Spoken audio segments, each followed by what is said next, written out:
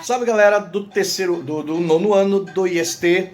Estamos aqui, gente, novamente, né, para trabalhar mais um capítulo do nosso material. Beleza? Hoje vamos ver palavras homônimas, homógrafas e homófonas. Bem fácil para vocês, qualquer dúvida você já sabe. Entre em contato com a nossa coordenação ou entre em contato conosco no nosso grupo, que a gente resolve qualquer bronca. Beleza? Abraço. Bem, galera do nono ano, né?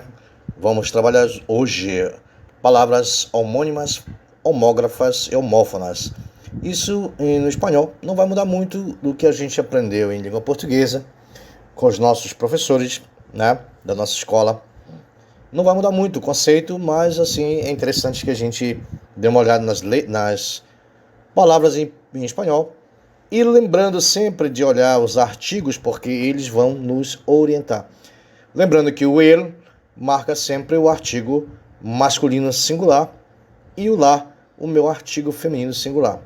O las, meu artigo plural feminino, e o los, meu artigo masculino plural. Certo? Então, o que seriam substantivos homônimos? São simplesmente palavras com a mesma grafia, que ao mudar de gênero, mudam também de significado. Certo? E eu tenho aqui, olha, sobre doença, el cólera. Quando eu digo assim, la cólera, eu me refiro à raiva. El cólera, doença, la cólera, raiva. Então, assim, quando eles mudam de gênero, eles mudam também de significado, ok? Olha só isso aqui.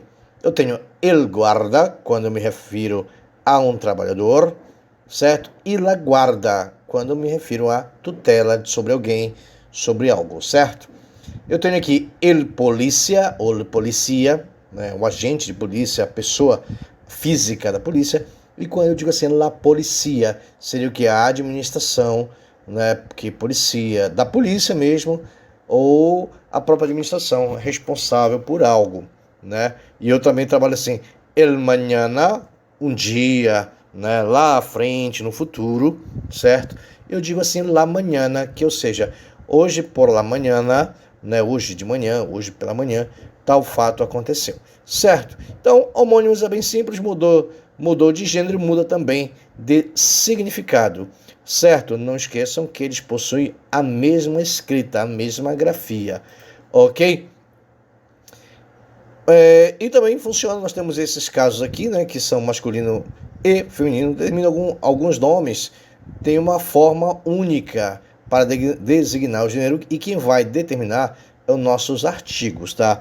Alguns deles, quando nós formos ler texto, a gente pode não encontrar o artigo e é importante nós ficarmos olhando, por exemplo, para os pronomes, tá? Quando for feminino, quando não for feminino, tá? Periodista, jornalista se refere a ele ou a ela, turista também, dentista também, cantante, né?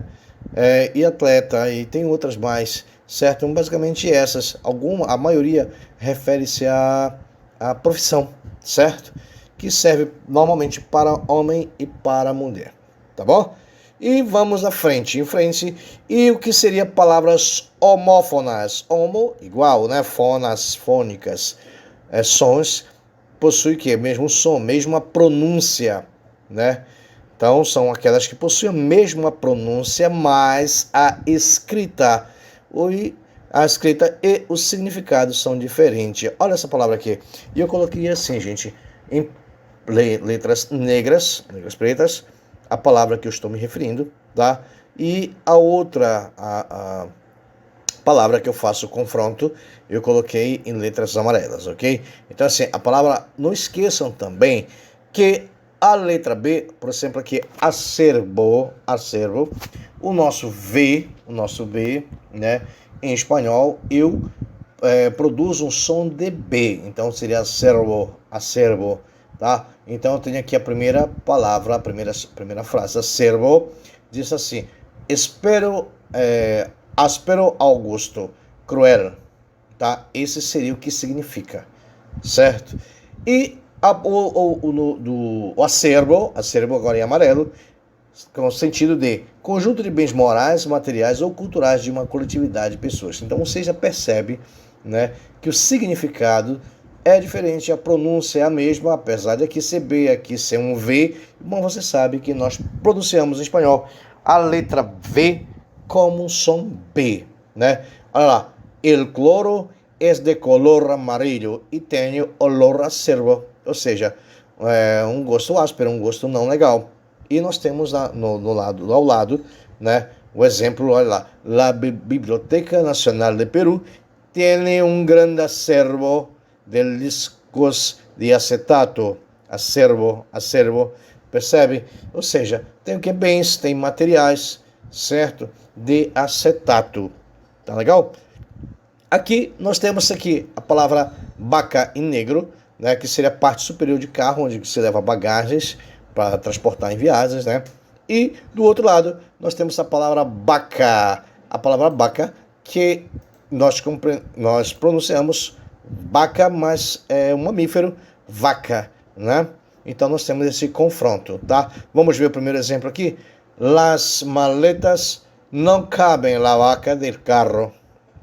E eu digo assim, no segundo exemplo, la vaca de mi tio dá mucha leche. Olha lá, vaca e vaca, né, em português, mas em espanhol eu pronuncio vaca e vaca também. Ok? Então, nós falamos de palavras homófonas e continuando ainda, nós temos assim, sábia e sábia, ok? Com V, sábia com P e sábia com V, tá? Olha lá. Mulher que possui grande sabedoria, é uma mulher sábia. E a mulher sábia, em português sávia, tá?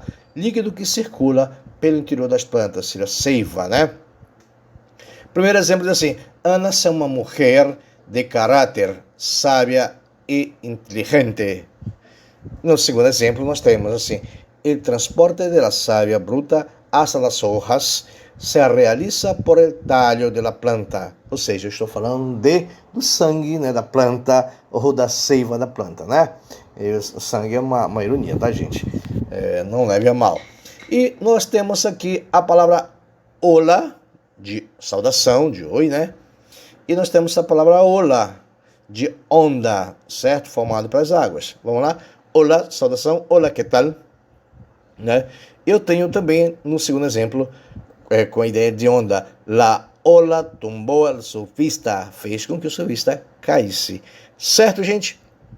Eu acho que até aí tá tranquilo para nós e vamos ver as palavras homógrafas. O que são palavras homógrafas? Olha lá, homografas, iguais na grafia, né? São aquelas que possuem a mesma grafia, mas possuem um significado diferente, tá? Lima, olha por exemplo, lima. Lima é o quê? Um instrumento de limar, lixa, nossa lixa de unha, né? Ou lima mesmo de limar, de amolar, enfim, tá?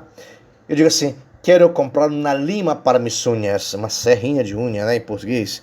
E Lima, a capital do Peru, certo? Este ano estuve de visita em Lima, olha lá.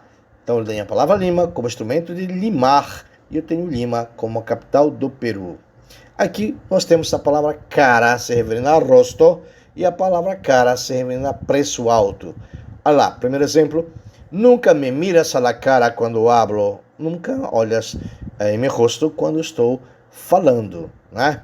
E o segundo exemplo diz assim, essa blusa está muito cara. Então nós temos a palavra aqui cara, fazendo referência, escrita iguais.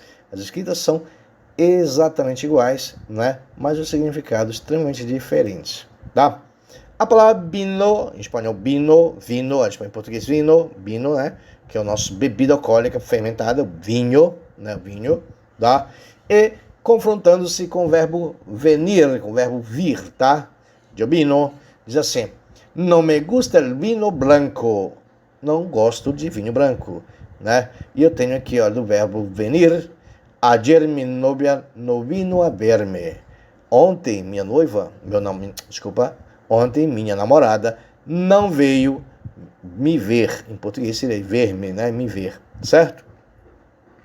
Então nós temos aqui essas duas confrontos de palavras exatamente igual, pronúncias iguais, significado diferente. E aqui nós temos um borrador. Borrador seria o que? Um apagador, borracha. Não necessariamente a nossa goma, tá, gente? A nossa borracha de látex, tá? Tenho que comprar um borrador para o começo das classes, ou seja, vai começar as aulas e eu preciso de um apagador, tá? E ele pode ser de várias formas, né?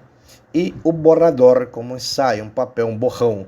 Adquirir-se um borrador dessa assinatura, ou seja, eu preciso de um papel, de um bloco de papel, eu preciso de anotações preliminares, né, para essa disciplina, e depois eu vou passar limpo, certo? Então, gente, é muito fácil esses nossos 3 assuntos que trouxemos hoje para vocês, bem facinhos.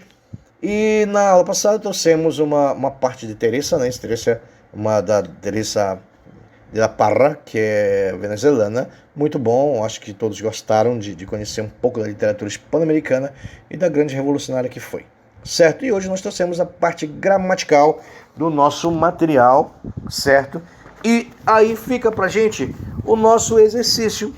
Quando eu falo em material, gente, eu estou me referindo à lição 7 do nosso livro, tá? Lição 7 do nosso livro. E aí fica pra gente o exercício da página 65, que fala um pouco sobre o nosso tema de agora, fala um pouco sobre a parte da literatura, e só a página 65, e aí nós vamos começar a falar sobre a Terra de los Incas depois, que é o nosso capítulo 10, né, que nós vamos falar de Machu Picchu, vamos falar de várias outras, de Paronomácia, depois vamos falar de outros tantos, e aí vamos falar do grande Gabriel Garcia Marques, né, que é colombiano, e aí nós vamos viajar um pouco na sua literatura. Ok, gente? Bom, qualquer dúvida você já sabe, entre em contato conosco, estamos aqui para tirar sua dúvida, ok? Então, um grande abraço.